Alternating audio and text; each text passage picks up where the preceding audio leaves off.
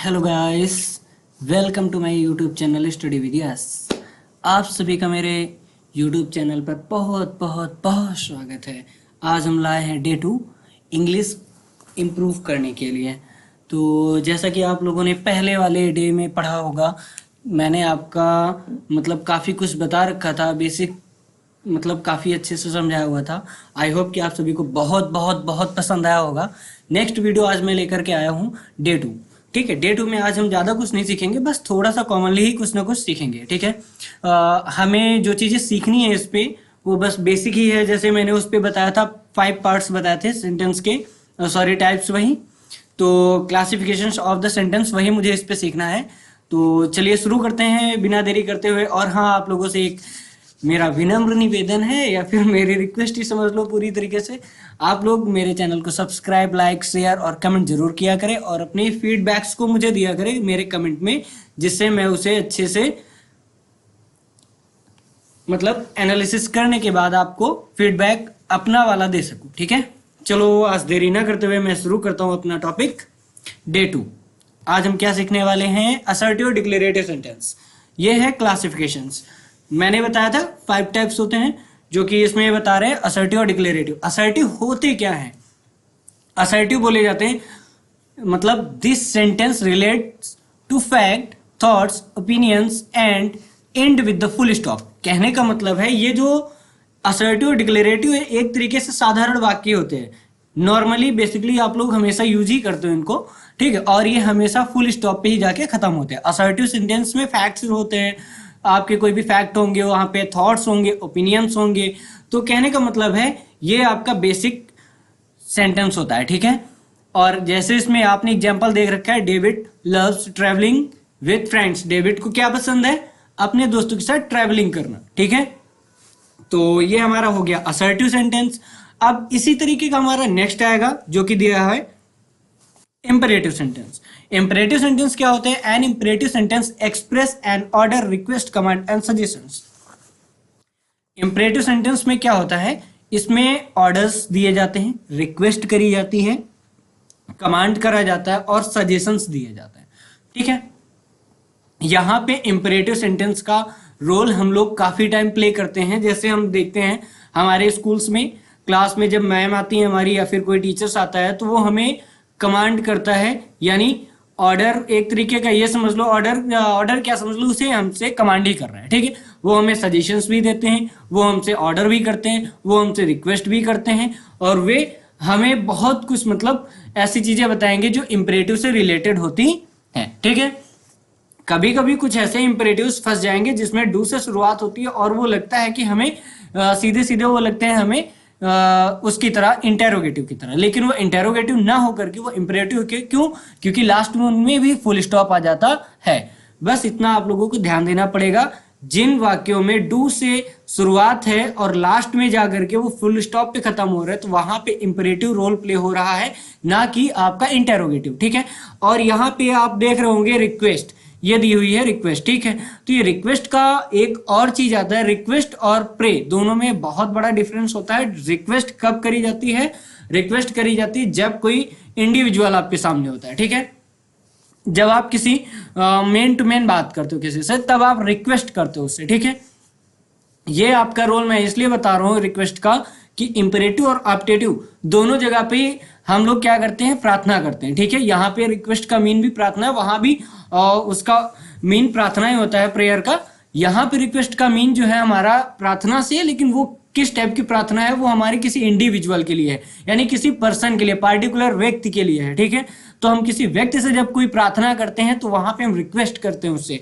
जैसे मुझे कोई मनी चाहिए होता है, तो हम अपने पापा से रिक्वेस्ट करते हैं मनी के लिए, मम्मा से रिक्वेस्ट करते हैं मनी के लिए, अपने भाई बहन जिससे बड़े से रिक्वेस्ट करते हैं मनी के लिए। ठीक है, जिस चीज की हमें नीड होती है उसके लिए हम रिक्वेस्ट करके उस चीज को मांगते हैं, तो वहां पे वो रिक्वेस्ट प्ले करता है, प्रार्थना वाला रिक्वेस्ट होता है। और जब हम किसी गॉड से कुछ मांगते हैं, यानी एक ऐसी चीज से मांगते हैं जो हमारे सामने अदृश्य होती है और दिखाई नहीं पड़ती है, ऐसी चीजों से हम प्रे करते हैं। ठीक है, तो अभी मैं आगे उसको समझा दूंगा। फिलहाल के लिए रिक्वेस्ट का मेन रूल यही है कि रिक्वेस्ट हमारा इंपेरेटिव होता है और प्रेयर हमारी ऑप्टेटिव होती है, ठीक है। और कमांड वगैरह कैसे, जैसे यहाँ पे बोला गया go to the grocery shop, ठीक है। यहाँ पे बताया गया कि ग्रोसरी शॉप में जाने के लिए यहाँ पे हमें कमांड दिया जा रहा है। और जैसे किसी से कहा जाता है मदद करने के लिए, तो वहां पे सजेशंस दिए जाते हैं, ठीक है। ऑर्डर, जब आप किसी रेस्टोरेंट में जाते हो तो रेस्टोरेंट में क्या करते हो, आप किसी वेटर को बुलाते हो, वेटर को ऑर्डर देते हो, ठीक है। वहां पे आप ऑर्डर प्ले करते हो, ठीक है। और रिक्वेस्ट कहाँ पे प्ले करते हो, रिक्वेस्ट आप प्ले करते हो अपने मम्मी पापा या किसी बड़े से, जब हमें किसी चीज की नीड होती है, ठीक है। और कमांड हम कब देते हैं, जब हमसे कोई छोटा होता है हम उसे कमांड वगैरह देते हैं, या फिर और भी किसी चीज के लिए कमांड देते हैं, सेना में कमांड दिया जाता है, ठीक है। और इसी तरीके के कई सारे एग्जाम्पल्स हैं जो हम इंपरेटिव में प्ले करते हैं। चलिए हम आगे शुरू करते हैं, दूसरे सेंटेंस पे जाते हैं। नेक्स्ट हमारा है इंटेरोगेटिव सेंटेंस। इंटेरोगेटिव सेंटेंस कैसा होता है, interrogative sentence means a sentence that ask a question and end with the question mark. कहने का मतलब यह है इसका कि जो इंटेरोगेटिव सेंटेंस होता है वो हमारा क्या होता है, उसका मतलब होता है कि किसी से क्वेश्चन करना, ठीक है। ये इंटेरोगेटिव दो तरीके से रोल प्ले करता है, या तो क्वेश्चन हाँ में दे देगा या ना में जवाब दे देगा सीधे से एक वर्ड में, या फिर उसे एक्सप्लेनेशन करना ही पड़ता है, ठीक है। तो हमारा सेंटेंस इंटेरोगेटिव का दो तरीके से रोल प्ले करता है। पहला, या तो सीधे सीधे जवाब बोलेगा हाँ या ना, या फिर उसे एक्सप्लेन करके ही हमें जवाब को बोलना होता है, ठीक है। तो आप लोगों को दोनों समझ में आ गए। पहला इंटेरोगेटिव सेंटेंस कैसा, जिसमें हाँ और ना में जवाब हो जाए, और दूसरा ऐसा होता है जिसमें हमें एक्सप्लेन करना ही होता है अपने क्वेश्चन के आंसर को, ठीक है। तो जैसा कि यहाँ पे लिखा हुआ है when did he come to my house, यहाँ पे एक सेंटेंस लिखा हुआ है when did he come to my house, ठीक है। तो यहाँ पे जब बोला गया तो व्हेन से स्टार्ट है, यानी कहने का मतलब है इसके कि यहाँ पे क्वेश्चन तो किया गया, लास्ट में हमें क्या दिख रहा है, लास्ट में हमें क्वेश्चन मार्क भी दिख रहा है, दोनों ही फॉलो कर रहा है रूल को। अब यहाँ पे मेन प्ले ये आता है कि ये जो सेंटेंस है, इस सेंटेंस को हम वन वर्ड में बोलेंगे या इसे एक्सप्लेन करेंगे। अब यहाँ पे हमें एक्सप्लेन करना पड़ेगा, क्यों, क्योंकि यहाँ पे सबसे पहले क्या दिया हुआ है, हमें क्वेश्चन मार्क क्वेश्चन वर्ड दिया हुआ है, ठीक है। अगर क्वेश्चन वर्ड से शुरुआत हो जाती है सेंटेंस की, तो हमें उसे क्या करना पड़ता है, एक्सप्लेन करना पड़ता है। क्या करना पड़ता है, एक्सप्लेन करना पड़ता है, ठीक है, एक्सप्लेन करना पड़ेगा। और रही बात जब हमारी सेंटेंस की शुरुआत होती है हेल्पिंग वर्ब से, तो हमें उसे यस और नो में जवाब देना पड़ता है। जैसे हम कह देंगे do you want it, do you want it, अब उसे चाहिए होगा तो हाँ, नहीं चाहिए होगा तो ना में जवाब दे देगा, यस और नो में, ठीक है। और यहां पे बोला गया है when did he will come to my house, ठीक है। तो यहां पे उससे घर आने के लिए पूछा गया है कि वो कब हमारे घर आएगा, तो इसका मतलब हो जाएगा सीधी सी बात है कि यहां पे हमें उसे एक्सप्लेन करके बताना पड़ेगा कि वो किस दिन कब हमारे घर आ रहा है, सीधी सी बात है ये, ठीक है। अब हम बढ़ते हैं नेक्स्ट टॉपिक पे अपना, एक्सक्लामेटरी सेंटेंस। एक्सक्लामेटरी सेंटेंस क्या होते हैं, exclamatory sentence a sentence that express some strong unexpected and extraordinary emotions. जहां पे इमोशंस आ जाएं या फिर स्ट्रॉन्ग फीलिंग्स आ जाएं या अनएक्सपेक्टेड कुछ इवेंट हो जाए, ठीक है, जो हम ना चाहते हैं और ऐसी घटना घटित हो जाए, ठीक है। और इमोशंस आ जाते हैं, जैसे रोने धोने की भावनाएं आ जाती हैं, अरे ऐसा हो गया, अरे वैसा हो गया, oh no, oh shit, how, ठीक है। ये सारी हमारे अंदर एक्सक्लामेशन साइंस होते हैं, ओके। अब इसको समझेंगे कैसे, जैसे आप थोड़ा सा फनी वे में मैं बताने वाला हूं। जैसे आप कहीं जा रहे हो, अचानक से आपके पीछे कुत्ता दौड़ पड़े, ठीक है, तब आपके मन में क्या आएगा कि अब हम यहां से 1 2 3 हो लें, ठीक है।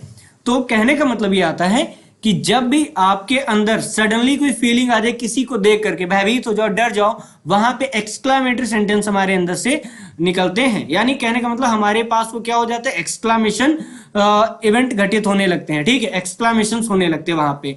अब जैसे कोई strong feeling, love, sad, etcetera etcetera, ऐसे कुछ आ जाते हैं, तो वो हमारे एक्सक्लामेशन साइंस होते हैं, ठीक है। अब अच्छे से समझ में आ गया होगा। और एक चीज याद रखना, एक्सक्लामेटरी जो सेंटेंस होते हैं वो अक्सर इस वाले साइन से एंड होते हैं, ठीक है, ये अक्सर इस वाले साइन से एंड होते हैं। ऐसा थोड़ा सा इसको हम एक्सेप्शंस मान के चलेंगे, क्यों, क्योंकि ये ऑप्टेटिव में भी देखने को मिल जाते हैं, ठीक है।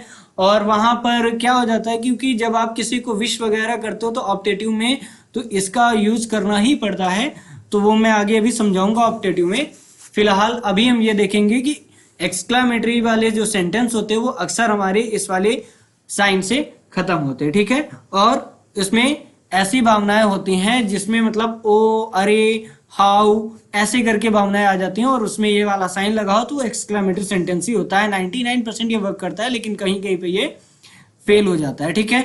तो इसको थोड़ा सा ध्यान से क्वेश्चन करना और क्वेश्चन को समझ लेना कि एक्सक्लामेटरी बोल रहा है या नहीं है, ठीक है। चलो हम नेक्स्ट टॉपिक पे आते हैं, अपना लास्ट और final. What is an optative sentence? Optative sentence होते क्या है? An optative sentence express a wish, hope, desire and often use the auxiliary verb may or long to convey the sentiment. These sentences are commonly used to express good wishes or hope for the future. ध्यान से देखो, इसके कहने का मतलब मैं अपने वे में बताता हूं आपको नॉर्मल सा।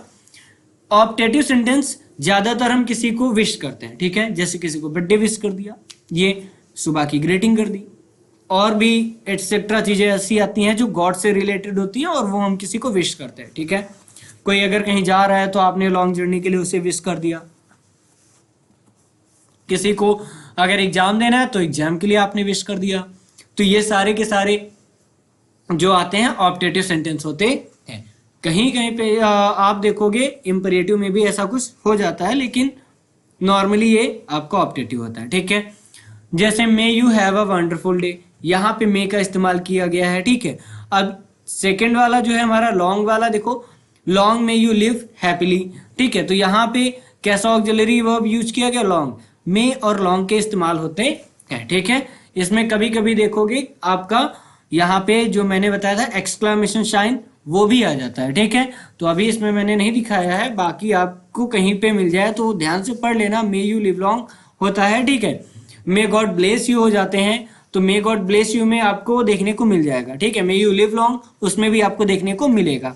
तो यहाँ पे आपको ये देखना है कि जब आप प्रे करते हो किसी के लिए जब आप प्रे करते हो तो आप किससे करोगे? एक ऐसी मतलब चीज से करोगे जो हमें दिखाई नहीं दे रही है, ठीक है। यानी डायरेक्ट हम यूनिवर्स से प्रे करते हैं। यूनिवर्स यानी हमारे गॉड, ठीक है। हम उनसे ही प्रे करने की कोशिश करते हैं और वो हम सोच के प्रे करते हैं कि वो हमारी जो डिजायर्स हैं, इच्छाएं हैं, उनको वो क्या करेंगे, विशेष को वो फुलफिल कर देंगे, ओके। तो ऐसी चीजों को जो हम प्रे करते हैं जिसमें सामने कोई इंडिविजुअल मौजूद नहीं होता है, वो हमारे ऑप्टेटिव सेंटेंसेस होते हैं, ओके। आई होप ये आपको सारे क्लियर हो चुके होंगे बहुत अच्छे तरीके से। पांचों के पांचों मैंने आपको बहुत प्यार से समझाया है।